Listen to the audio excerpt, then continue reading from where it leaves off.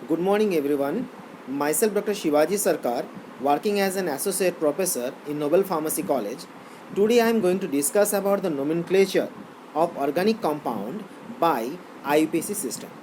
Last video में मैंने ये डिस्कस किए थे जब हम लोग ऑर्गेनिक कंपाउंड को नोमेनक्लेट करें और उसको किस तरीके से हम लोग ऑर्गेनिक कंपाउंड को नोमेनक्लेट कर सकते हैं। और लास्ट वीडियो में हम लोगों ने ऑब्जर्व किए थे जो ऑर्गेनिक कंपाउंड को हम लोग मेनली ट्राइबल सिस्टम और आईपीसी सिस्टम के माध्यम से नोमेनक्लेट कर सकते हैं। और जब हम लोग यहाँ पर ये भी ऑब्जर्व किए थे जो कौन से ऐसे ड्रॉबैक है जो हम लोग ट्राइबल सिस्टम में देख सकते हैं। और इसीलिए मैंने लास्ट वीडियो में भी ये डिस्कस किए थे जो ये ट्राइबल सिस्टम्स की जो प्रॉब्लम और ट्राइबल सिस्टम की जो ड्रॉबैक है उसे ओवरकम करने के लिए ही आईपीसी सिस्टम को डिस्कवर किया गया था। और हम लोग आज की वीडियो में ये ऑब्जर्व करेंगे जो हम लोग किस तरीके से कोई ऑर्गेनिक कंपाउंड को नोमेनक्लेट कर सकते हैं by the help of IUPAC system. और ये वीडियो को मैंने यहाँ पर नंबर ऑफ पार्ट में डिवाइड करके बना रहा हूँ और इसीलिए सभी स्टूडेंट्स के पास मेरी रिक्वेस्ट है जो सभी स्टूडेंट्स ये सभी पार्ट को बहुत ही अच्छे तरीके से समझे और देखें तो उसके मन में जो आईपीसी सिस्टम रिगार्डिंग जो भी डाउट है और जो भी क्वेरी है सभी डाउट एंड सभी क्वेरी उसका सॉल्व हो जाएंगे। तो हम लोग सबसे पहले ये जान लेते हैं जो आईपीसी सिस्टम एक्चुअली है क्या। तो आईपीसी सिस्टम के मतलब ये होते हैं the international union of pure and applied chemistry. हम लोग ये बोल सकते हैं जब कोई कंपाउंड कॉम्प्लेक्स फॉर्म में अवेलेबल हो तो उस कंडीशन में हम लोग उस कंपाउंड को नोमेनक्लेट करना चाहे तो उसे हम लोग नोमेनक्लेट कर सकते हैं by the help of IUPAC system. तो हम लोग इस जगह पे ये समझ लेते हैं जो आईपीसी सिस्टम के क्या क्या ऐसा फीचर्स है। हम लोग ये देखते हैं जो आईपीसी सिस्टम के फीचर्स के अंदर सबसे पहले हम लोग ये देख पाते हैं जो a given compound can be assigned only one name. This system is helpful in naming the complex organic compound. This system is helpful in naming the multifunctional group, and this system is very simple, systematic and scientific method for nomenclature of the organic compound. तो हम लोग जब कोई organic compound को नोमेनक्लेट करेंगे bye the help of IUPAC system में तो उसके डेफिनेटली कुछ रूल होना चाहिए। और हर एक स्टूडेंट्स को मेरे ये एडवाइस है जो हर एक स्टूडेंट्स को ये याद रखना चाहिए जब भी वो ऑर्गेनिक कंपाउंड को नोमेनक्लेट करे bye the help of IUPAC system तो उसे ये 4 पॉइंट को उसको दिमाग में रखना है और उसको 4 पॉइंट को अच्छे तरीके से याद रखना है। तो वो 4 पॉइंट क्या क्या है? वो 4 पॉइंट है root word, primary suffix, secondary suffix and prefix. और ये जो 4 वर्ड मैंने यहाँ पर बोला ये 4 वर्ड को मैं अभी एक एक करके एक्सप्लेनेशन करूँगा with the help of some example. तो इसे बहुत ही ज़्यादा सभी स्टूडेंट्स के लिए इजी हो जाएंगे जब वो कंपाउंड को नोमेनक्लेट करेंगे bye the help of IUPAC system. तो सबसे पहले आते हैं रूट वर्ड और हम लोग ये जानते हैं रूट वर्ड है क्या। The basic unit in organic nomenclature is the root word. The chain containing 1 to 4 carbon atom are known by the special root word while the chain from the carbon 5 onward are known by the Greek number word। और इसे हम लोग अभी समझते हैं by the help of some example. जैसे हम लोग जानते हैं ऑर्गेनिक कंपाउंड मीन्स डेफिनेटली वो कार्बन से बना हुआ है और कार्बन से बना हुआ है तो उस जगह पे कार्बन की क्वांटिटी भी वेरिएबल होंगे। कार्बन की क्वांटिटी 1 से लेके नंबर ऑफ हो सकते हैं और इस जगह पे इस वीडियो में हम लोग यहाँ पर देख रहे हैं जो कार्बन की नंबर यहाँ पर कार्बन 1 से लेके कार्बन 11 तक है। और इस जगह पे हम लोग ये ऑब्जर्व करेंगे जो कार्बन के नंबर और कार्बन की क्वांटिटी 1 से लेके 11 तक हुआ तो उसका रूट वर्ड क्या होंगे। और कार्बन की नंबर जब 1 हो ऑर्गेनिक कंपाउंड के अंदर तब उसके रूट वर्ड होते हैं मीथ, 2 हुआ तो ईथ, 3 हुआ तो प्रोप, 4 हुआ तो ब्यूट, 5 हुआ तो पेंट, 6 हेक्स, 7 हेप्ट, 8 हुआ तो ऑक्ट, 9 हुआ तो नॉन, 10 हुआ तो डेक एंड 11 हुआ तो उस जगह पे हम लोग उसे अनडेक बोलते हैं। अभी हम लोग समझते हैं जो प्राइमरी सफिक्स क्या है। Because we can say the primary suffix are added to the root word to show the saturation and unsaturation in carbon chain। और इसे हम लोग समझते हैं by the help of example। जैसे इस जगह पे हम लोग देख रहे हैं जो एक एग्जाम्पल में यहाँ पर कार्बन कार्बन के साथ सिंगल बॉन्ड में है और दूसरे एग्जाम्पल में देख रहे हैं कार्बन कार्बन के साथ डबल बॉन्ड में है। और हम लोग जानते हैं whenever the carbon they can be bind with the other carbon by the help of single bond then we can say they are called as unsaturated and whenever they are going to be bind with the carbon carbon carbon double bond और triple bond, then we can say they are called as an unsaturated. तो अभी question ये आ रहा है, जिस condition में carbon carbon single bond हो, carbon carbon double bond हो, कार्बन कार्बन ट्रिपल बॉन्ड हो, तो उसका प्राइमरी सफिक्स क्या होंगे। तो हम लोग यहाँ पर देख पा रहे हैं, जब कार्बन कार्बन सिंगल बॉन्ड हो तो उसका प्राइमरी सफिक्स होंगे ANE, जब डबल बॉन्ड होंगे तो उसका प्राइमरी सफिक्स होंगे ANENE। और उसका IUPAC नेम क्या होना है, जब कार्बन कार्बन सिंगल बॉन्ड होंगे तो उसका IUPAC नेम होंगे एल्केन, क्योंकि प्राइमरी सफिक्स उसका ANE है। और जब उसका हम लोग कार्बन कार्बन डबल बॉन्ड देख रहे हैं, जब उसका IUPAC नेम यहाँ पर हम लोग एल्कीन देख रहे हैं, और इसका नाम हम लोग एल्कीन इसीलिए रख रहे हैं क्योंकि इस जगह पे हम लोग ऑब्जर्व कर रहे हैं उसका प्राइमरी सफिक्स है ENE। इसे हम लोग और भी बहुत सारे एग्जाम्पल से इसे समझने की कोशिश करते हैं। जैसे हम लोग यहाँ पर देख रहे हैं, कार्बन कार्बन के अंदर ट्रिपल बॉन्ड भी हो सकते हैं, कार्बन कार्बन के अंदर डबल सिंगल डबल बॉन्ड भी हो सकते हैं, कार्बन कार्बन के अंदर double single and double bond भी हो सकते हैं। और जब ऐसा हो कंपाउंड के अंदर तो उस जगह पे हमें ये देखना है जो उसे हम लोग उसका प्राइमरी सफिक्स क्या बोलेंगे। तो हम लोग यहाँ पर देख पा रहे हैं, जब कार्बन कार्बन ट्रिपल बॉन्ड में हो तो उस जगह पे उसका प्राइमरी सफिक्स क्या होना है YNE। जब हम लोग यहाँ पर ये देख पा रहे हैं carbon carbon double single and double bond हो तो उस जगह पे इसका प्राइमरी सफिक्स होते हैं ADIENE। और जब हम लोग यहाँ पर ये देख पा रहे हैं carbon carbon double single and double हो तो उस जगह पे हम लोग उसका प्राइमरी सफिक्स को बोलते हैं ATRIENE। तो डेफिनेटली उस जगह पे हम लोग ये भी ऑब्जर्व करते हैं उसका IUPAC नेम क्या होना है। जब प्राइमरी सफिक्स YNE हो तो उसका IUPAC नेम होंगे एल्काइन, जब प्राइमरी सफिक्स ADEINE हो तो उस जगह पे उसका IUPAC नेम होंगे एल्काडाइन, जब उसका प्राइमरी सफिक्स हो एट्राइन तो उस जगह पे हम लोग उसका IUPAC नेम को बोलते हैं एल्काट्राइन। तो अभी हम लोग देखते हैं सेकेंडरी सफिक्स क्या है और what are the important of the secondary suffix.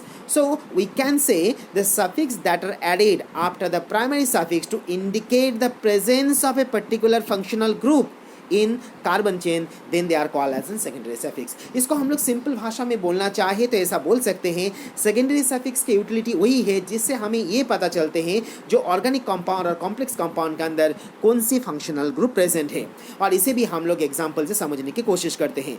जैसे यहाँ पर हम लोग देख रहे हैं number of functional group available है, और इसे हम लोग अभी समझते हैं जो उसका सेकेंडरी सफिक्स क्या होंगे। जैसे प्राइमरी हम लोग जैसे देख रहे हैं यहाँ पर फंक्शनल ग्रुप अल्कोहल है तो उस जगह पे उसका सेकेंडरी सफिक्स होंगे ऑल। हमारे फंक्शनल ग्रुप एल्डिहाइड हुए तो उसका सेकेंडरी सफिक्स होंगे एल।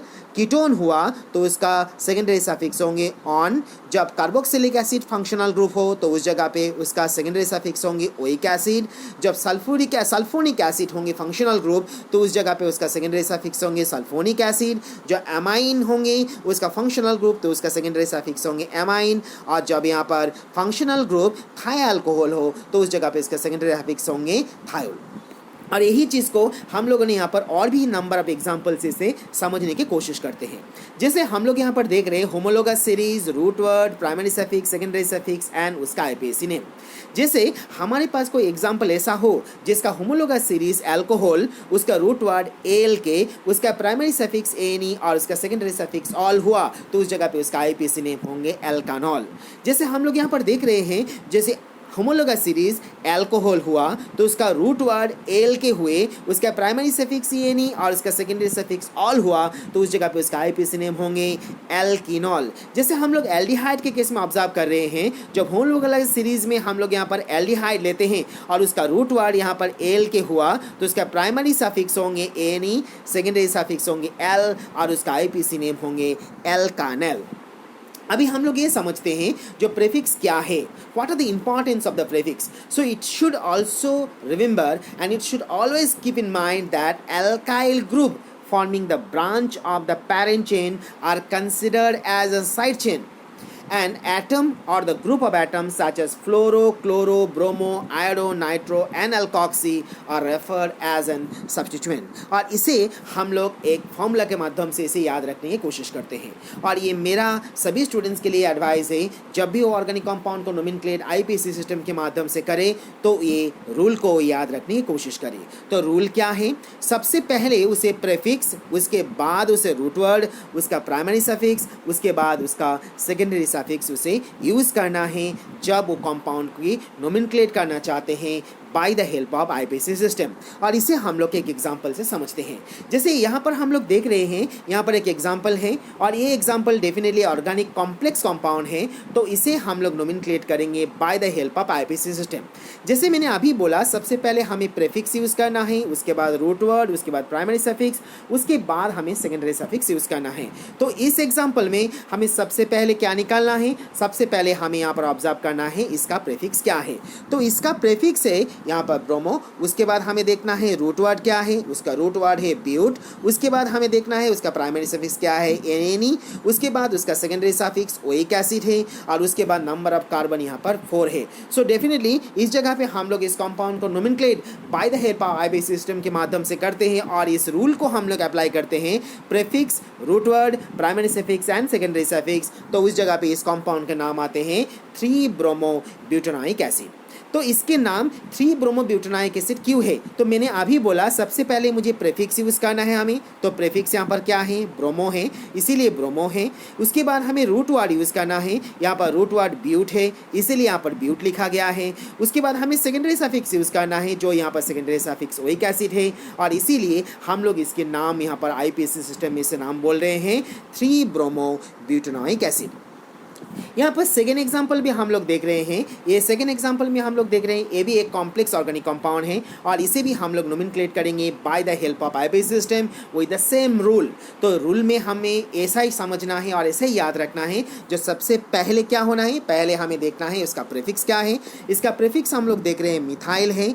उसके बाद हमें देखना है रूट वर्ड क्या है, उसका रूट वर्ड पेंट है। उसके बाद प्राइमरी सफिक्स यूज़ करना है, इसका प्राइमरी सफिक्स एनी है। उसके बाद हमें सेकेंडरी सफिक्स देखना है, इसका सेकेंडरी सफिक्स ऑल है। उसके बाद हमें देखना है इसका नंबर ऑफ कार्बन कितना है, नंबर ऑफ कार्बन यहाँ पर 5 है और इसीलिए इस कंपाउंड के नाम यहाँ पर 4 मिथाइल पेंट 2En1 ऑल है। क्यों ऐसा है, क्योंकि हम लोग पहले ही बोले और मैंने पहले यहाँ पर वीडियो में बोला, जब भी हम लोग आईपीसी नोमेनक्लेचर करेंगे तो सबसे पहले हमें क्या यूज़ करना है, प्रीफिक्स यूज़ करना है। तो यहाँ पर हम लोग देख पा रहे हैं प्रीफिक्स यहाँ पर क्या है, प्रीफिक्स हम लोग यहाँ पर देख पा रहे हैं मिथाइल है, इसीलिए सबसे पहले मिथाइल रखा गया है। उसके बाद मैंने क्या बोला था, उसके बाद हमें रूट वर्ड होना है, यहाँ पर रूट वर्ड हमारा क्या है, रूट वर्ड यहाँ पर पेंट है, इसीलिए यहाँ पर पेंट रखा गया है। उसके बाद क्या आना है, उसके बाद प्राइमरी सफिक्स आना है। यहाँ पर प्राइमरी सफिक्स हम लोग देख रहे हैं यहाँ पर ENE है।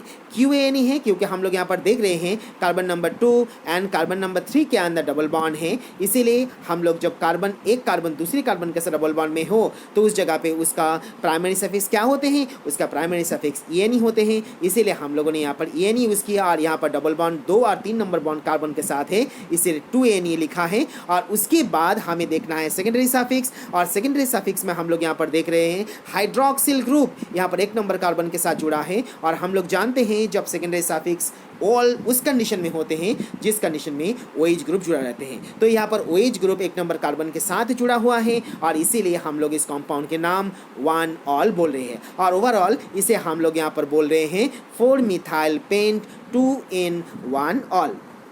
इसे हम लोग और भी कुछ एग्जाम्पल से समझते हैं। जैसे यहाँ पर भी हम लोग एक एग्जाम्पल देख रहे हैं, ये भी हमारा ऑर्गेनिक कंपाउंड है और ये भी हमारा कॉम्प्लेक्स कंपाउंड है, इसीलिए इसका नोमेनक्लेट हम लोग करना चाहे तो इसे भी हम लोग नोमेनक्लेट करेंगे bye the help of IUPAC system with the same rule.